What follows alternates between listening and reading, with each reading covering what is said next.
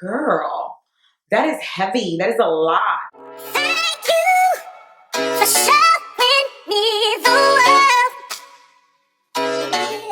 You know that you are my one and only girl.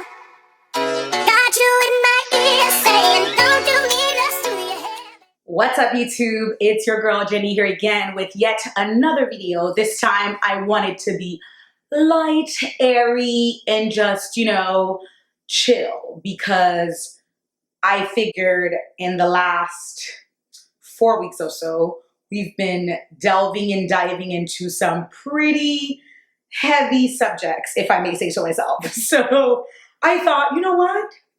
Here comes this girl out of nowhere, pops up on YouTube, and all of a sudden, we know everything there is to know about her uterus, her husband's sperm, her fibroids, and everything else in between. I thought I would just really back it just a little bit and give you guys something light, fun, and just, really for you, an opportunity for you guys to get to know me, know what I'm about, surprise you. So I'm really hoping this really quick short video will do just that. And without further ado, we will get started. So I will be going into 5 things that you might not have guessed about me just by looking at me. It's really trying to give you guys a chance to just take a break from the heavy stuff and hopefully just, again, kiki it up. So let us get on. So without further ado, let us get started. Number 1 on the list that you would not know just by looking at me. I'm from Haiti. I was born and raised in Haiti and lived there for 12 years. So some of you might know, some of you might not know based on my accent, because with the whole accent thing, I've gotten like so many mixed reviews. It's like, oh, I feel like I heard something there, but I'm not quite sure what it was. Or, I feel like you don't have an accent at all. Or I feel like there is a tension there somewhere and I could tell it's like French based. Either way, listen, if I get mad, my accent, Creole, French, whatever it is, will come out, okay? So I am very, very proud of my country. I am very, very attached. I used to go at least twice a year, but I haven't been in the last 3 years since getting pregnant with Levi, giving birth, and the whole 9. So it just makes you feel so like cuddly and just like a nice warm hug. So I don't know if anybody else feels like that, but that's my feeling on my little island. I would not trade it for anything in the world, okay? Listen. I'll be delving into number 2. Well, this is 4. Number 2, on the same breath as being born and raised in Haiti, living there for 12 years, I actually did not want to move to the States. A couple of layers there. So background story, my dad left Haiti since I was super young. I really didn't get a chance to even live with him, know him, remember his face or anything like that. And my mom left when I was about 3 years old. So my aunt raised us, 5 girls in the house, my sister and I, and then her 3 kids. So with that in mind, when I heard that I was moving here, it was like, are you kidding? Like a whole total new territory. Not only was it like I didn't speak the language, but I'm going to be meeting new people, including my parents, who I haven't seen since I was like 1. My dad more specifically, and my mom since I was like 3.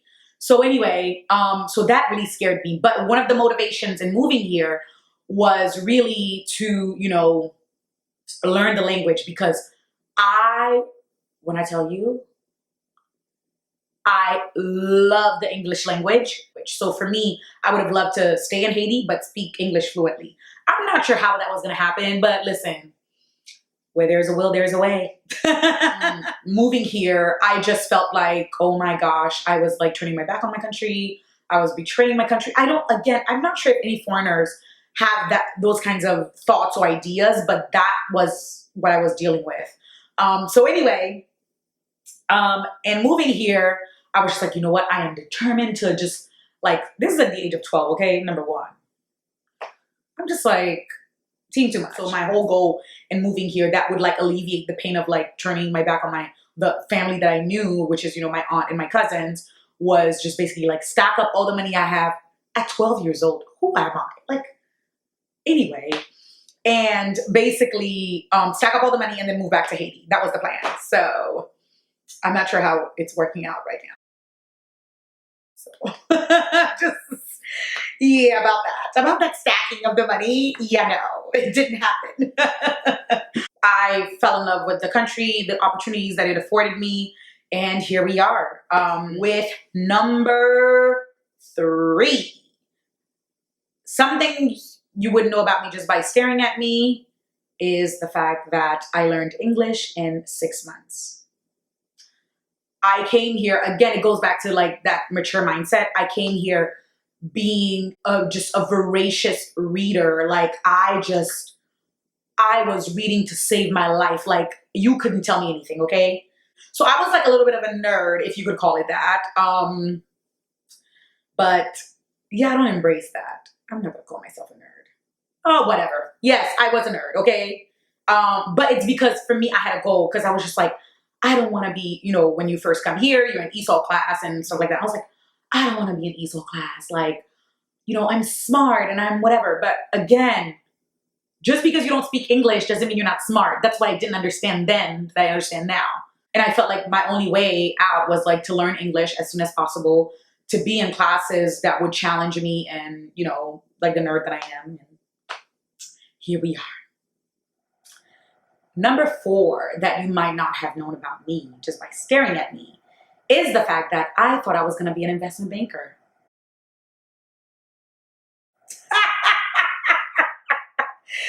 Oh, moment of silence for these goals, okay? Because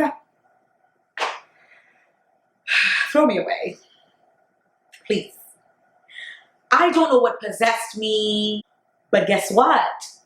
At the time, my mentor was like, yeah, you're going to make a lot of money with being an investment banker. And I'm like, yeah, sign me up. This is exactly where I want to be.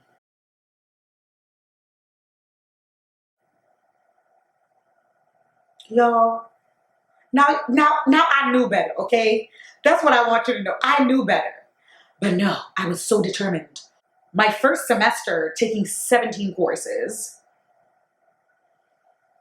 all of which were like accounting, stat, econ, like very heavy on the business. And needless to say, your girl didn't thrive. your girl didn't thrive, okay, at all. So literally a year and a half into it, when I was like, no, I'm gonna persevere. One thing that, again, sometimes you just need to know when to quit. And I wasn't quitting. And sometimes you just, and it doesn't mean you're a failure. You just need to learn to quit. And that's one of the things that was very hard for me because again, in high school, like anything that I did, like came easy to me. But then here was this huge mountain, this goal of mine. And I was just like, oh, there is no way.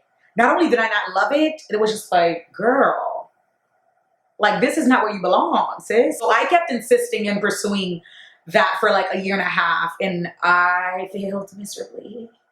So, needless to say, I did not become an investment banker. Funny enough, when I found out that communication was a thing that you could major in, it was like the world opened up. Because here was this girl, I love to talk, sis. Like, oh, we talking? Sign me up. Like, you tell me I can like learn verbal, non-verbal communication, and I'll still thrive. I'll still have a great career.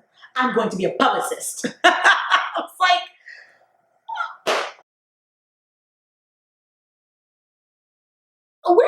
where am I getting these goals from? Like, what is wrong with me? Okay? Something is wrong with me. Anyway, so when I finally decided to apply to the comm school at University of Maryland, College Park, a whole new world opened up to me. And when it clicks, it just clicks.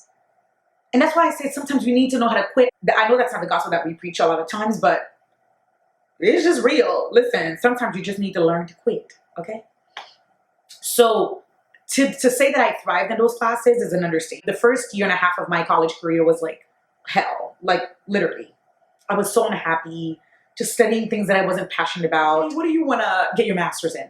Public administration, because I'm thinking I'm going to be with the government for the rest of my life because I love it here as an intern. Like, what intern is thinking like that long term? Most interns like, I just want to explore. I just want to, not I. Anyway, so needless to say, the Lord had a different plan for me. Praise him, praise him. Last but not least, the thing that no one would ever, I mean ever, guess about me is the fact that I used to be a dancer.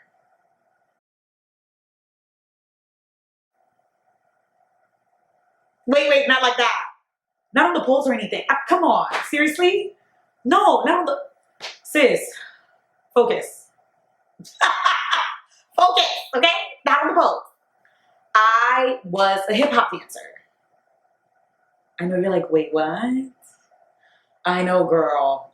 But let me tell you, you couldn't tell me anything, okay? When I was dancing, that was literally my first love. Dancing is my first, or was my first love. I danced my life away. I mean, there is not an opportunity that has presented itself for me to dance that I'm not dancing. I danced everywhere. I danced, I mean, again, if you know anything about, hey, this is like me being what, 12 years old? Not even 12. This is me being what, 9 years old?